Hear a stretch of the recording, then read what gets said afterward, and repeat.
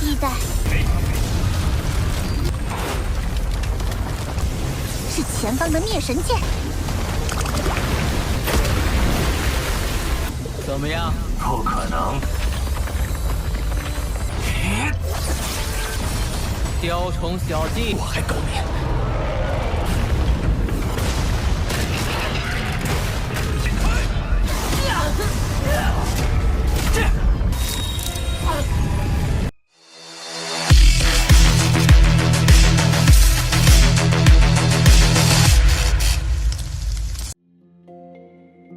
Halo semuanya, selamat datang di Ruang Sinema. Bagaimana kabar kalian semua? Semoga selalu sehat dan baik-baik saja.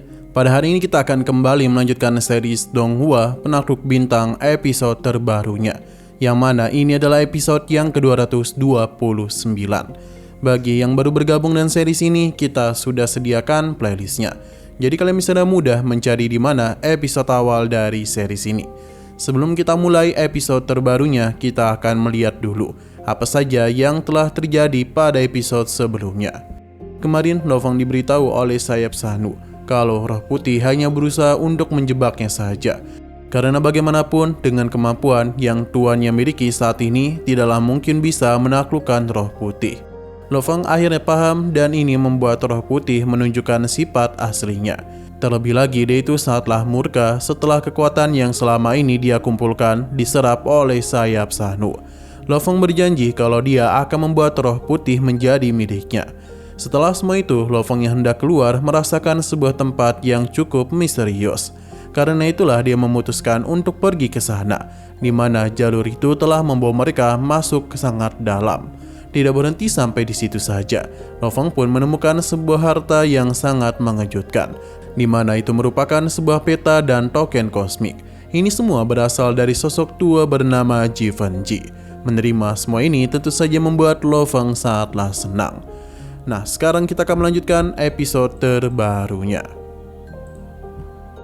Masih di pertemuan para penguasa umat manusia, penguasa Kapak sudah memberitahukan kabar tentang harta karun yang paling ampuh dan berharga ini. Namun dia ingin merahasiakan hal itu. Jadi, para penguasa lain akan mengungkapkan hal itu pada waktu yang tepat.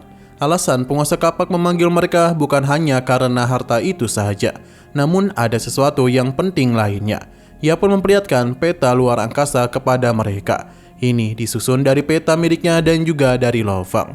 Para penguasa tentu terkejut, karena sangat wajar jika penguasa Kapak mendapatkan sebuah peta. Tapi mereka tidak pernah menduga kalau Lofeng juga bisa mendapatkan peta lainnya. Bahkan itu telah mencatat sebagian area inti alam semesta.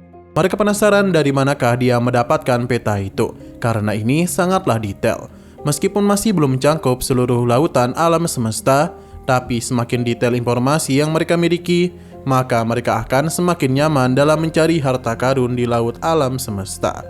Karena kontribusi besar sudah Lofeng berikan, maka sangatlah sulit bagi penguasa Kapak untuk memberikan hadiah yang setara. Jadi dia itu hanya bisa memberikan Lofeng sebanyak 5.000 poin kontribusi. Sebenarnya Lofeng itu tidaklah mau menerima imbalan apapun, tapi penguasa Kapak meminta untuk menerimanya, karena itu akan sangat membantu perkembangannya. Alhasil Lofeng pun menerima hal itu. Kini para penguasa pun bersulang untuk merayakan kontribusi besar mereka. Semua orang menikmati pesta tersebut. 你是无偿提供地图，我也应该。族群宝库物品有限，我也。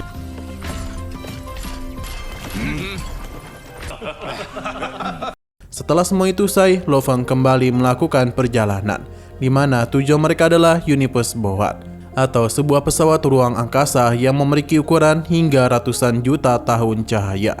Kapal ini teruslah menyerap energi kekacauan yang tidak ada habisnya. Ini juga membuat perimeter luar alam semesta itu cukup berbahaya. Semakin dalam memasuki Universe Boat, maka semakin berbahaya juga hal yang mereka hadapi. Tidak ada yang tahu asal-usul dari alam semesta itu. Bahkan di saat dua tanah suci dilahirkan, kapal ini sudah ada di sana. Kapal besar itu sering menarik dan melahap alam semesta kecil. Tidaklah heran ia bisa dikenal sebagai publik kosmik. Penampilan dari alam semesta itu sangatlah sesuai dengan namanya.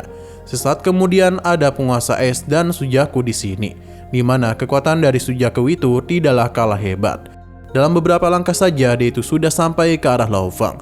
Padahal jarak mereka sebelumnya sangatlah jauh. Selain itu, Sujaku ini merupakan guru dari Hong. Berkat bimbingannya lah Hong menjadi lebih kuat. Peta yang sebelumnya Lo Feng temukan telah disebar kepada para penguasa manusia. Banyak orang datang untuk melakukan penjelajahan. Sujaku atau penguasa perit emas menceritakan tentang Hong yang sudah menjadi jenius langka. Tapi dia itu tidak menduga kalau Lo Feng jauh lebih unggul dari Hong. Sujaku memberitahu kalau tempat ini sangatlah berbahaya, bahkan bagi mereka sekalipun.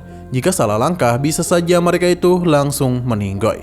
Berhubung Lo Feng baru pertama kali memasuki tempat ini, jadi Sujaku memintanya untuk berhati-hati. Saat itu jugalah perjalanan pun mulai Lo Feng lakukan. Di sini dia menggunakan Golden Country demi mengecek bahaya di depan sana. Benar saja, sebuah serangan pun muncul dan langsung tertuju kepadanya. Total ada 892 titik tempat berbahaya di sana. Babata menjelaskan kalau area yang dirusak oleh senjata ini hanyalah bahaya yang biasa. Lo Feng paham dan dia pun menggunakan Flame Cup untuk bisa menghancurkan alam semesta mini itu. Nah begitulah ia bisa mudah melewati berbagai rintangan. Tapi di depan sana masih ada badai pasir api yang dijuluki juga sebagai pedang pembunuh dewa. Untuk tahu seberapa berbahayakah tempat itu, Lo Feng hendak mengujinya secara langsung. Namun tanpa Lo Feng ketahui, ternyata ada sosok yang sejak tadi telah memperhatikannya. Ia tidaklah menduga ada seorang manusia yang percaya diri bisa memasuki pedang pembunuh dewa. Sosok itu tidak bukan adalah Yin Tuo.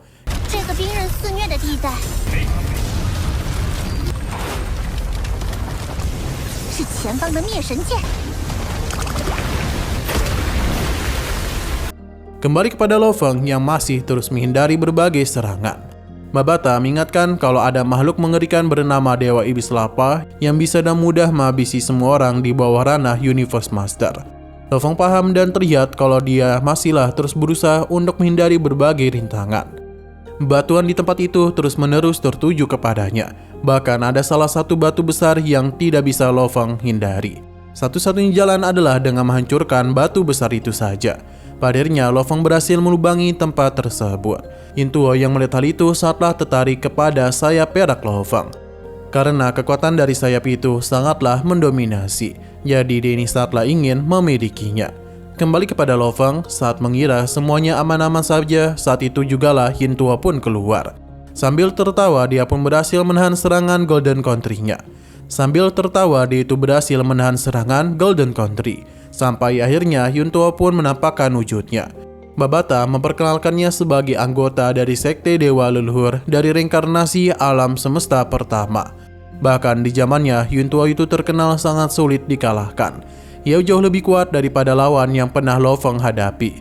Yin Tuo memintanya untuk menyerahkan sayap itu karena dan begitulah dia akan mengampuni nyawanya. Meskipun lawannya sangatlah kuat, tapi Lo Feng tidaklah peduli dan akan menghadapinya apapun yang terjadi. Tapi pertarungan itu tidak akan pernah mudah karena tiba-tiba saja muncullah batu berukuran yang sangat besar tertuju kepada mereka. Lo Feng langsung saja mengubah arah batu itu untuk bisa langsung tertuju kepada Yin Tuo. Tapi baginya serangan Lo Feng itu bukanlah apa-apa. Tanpa berlama-lama ia langsung saja memperlihatkan teknik kultivasi rahasia yang hanya dimiliki oleh Sekte Dewa Leluhur saja. Yang mana Yin Tuo sudah berubah menjadi dewa binatang. Teknik ini sangatlah mirip dengan milik Lo Feng, namun itu jauh lebih sempurna. Serangan langsung saja Yin Tuo lakukan. Batu besar tadi dan mudah dia pentalkan balik kepada Lo Feng. Dan begini Lo Feng pun kesulitan untuk bisa menahannya.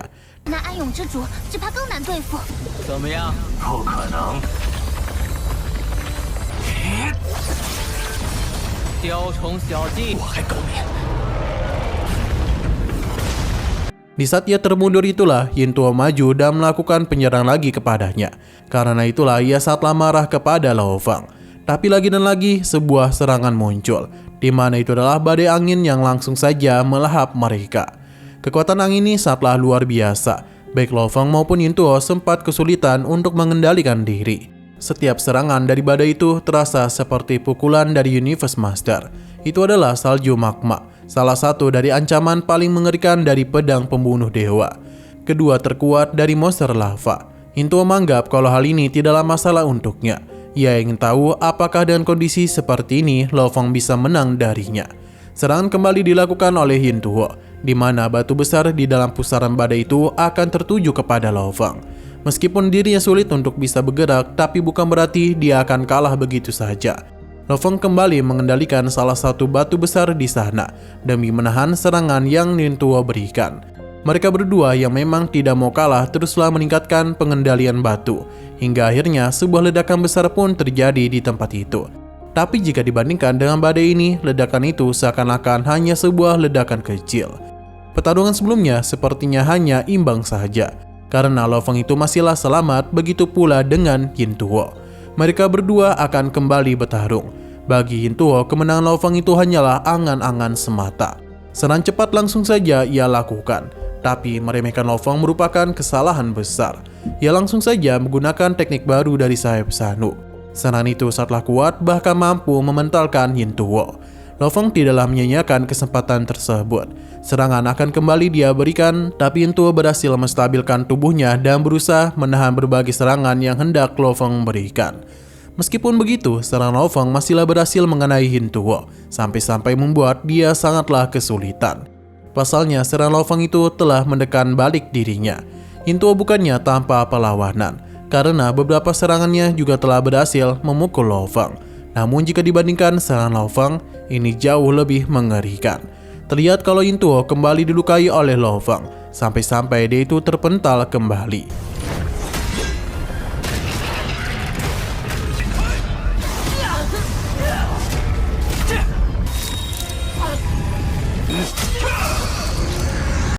Yin Tuo saatlah murka dan terus meminta Lo Fang untuk menyerahkan nyawanya. Sepertinya Yin Tuo itu sudah mulai serius. Pasalnya ada tanduk yang ia keluarkan. Pergerakannya juga telah kembali mengalami peningkatan. Sayang sekali semua itu masihlah belum cukup, karena Lo Fang masihlah mampu memberikan serangan lagi kepadanya. Akibat serangan barusan, Yin Tuo telah kehilangan keseimbangan, yang membuat dia berputar-putar dalam pusaran badai tersebut. Ia juga harus terkena bebatuan besar yang mengakibatkan lukanya semakin bertambah. Sementara Lo Fang sendiri dirinya duga hendak melarikan diri. Karena itulah Yin Tuo melakukan pengejaran kepadanya. Padahal Lo Fang itu hanya diam saja. Selain itu, dia akan memperlihatkan sebuah teknik baru. Secara tiba-tiba pedang besar pun muncul dan langsung menabok Yin Tuo. Hal ini seketika saja membuat dia terjatuh. Lo Fang sadar kalau pertarungan ini tidaklah begitu berarti untuknya. Jadi dia pun memutuskan untuk pergi dahulu. Hanya saja Yin Tuo ini tidak akan pernah membiarkannya. Selama pengejaran itu berlangsung, Yin Tuo memiliki rencana licik, di mana dia itu ingin menjebak Lo Fang agar bisa memasuki tempat yang jauh lebih berbahaya lagi. Yin Tuo sangatlah percaya diri dengan kekuatan mediknya. Ia pasti bisa lepas dari kekuatan tersebut.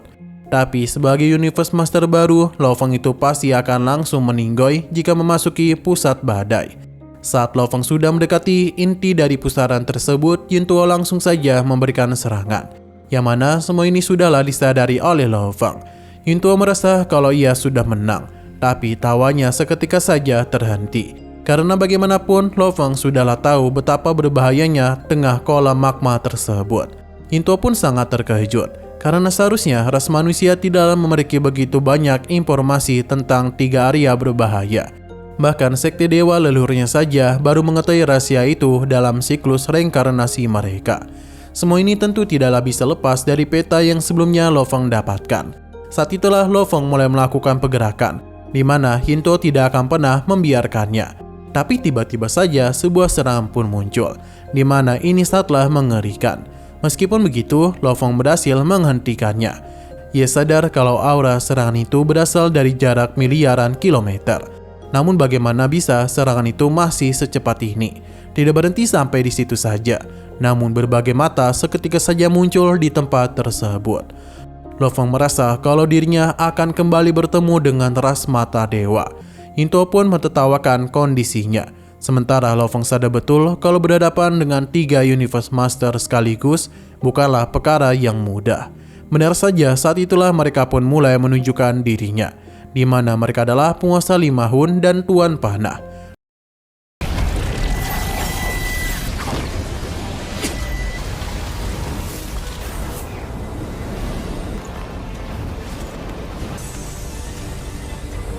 Tapi sayang sekali lagi seru-serunya, episodenya pun harus bersambung dulu.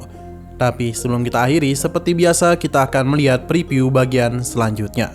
Pertarungan tentu langsung saja terjadi antara Lo Fang dengan para monster dari klan Mata Dewa, di mana pertarungan itu terlihat dengan jelas kalau mereka berhasil memberikan tekanan balik kepada Lo Fang. Tapi bukan berarti pertarungan itu akan selesai begitu saja. Lo Fang yang hanya seorang diri saja namun bisa memberikan perlawanan.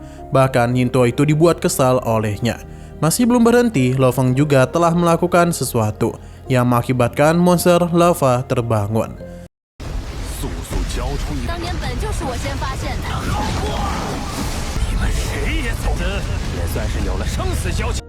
Oke, sekian dulu pada video kali ini. Untuk video selanjutnya akan segera hadir. Jadi bagi kalian yang mengikuti series ini, langsung saja klik subscribe dan aktifkan loncengnya. Terima kasih yang sudah menonton video sampai habis. Jika kalian suka pada video ini, klik like dan share ke teman-teman kalian tentang channel ini. Dan ditunggu aja kelanjutannya. Oke, sampai jumpa di video selanjutnya.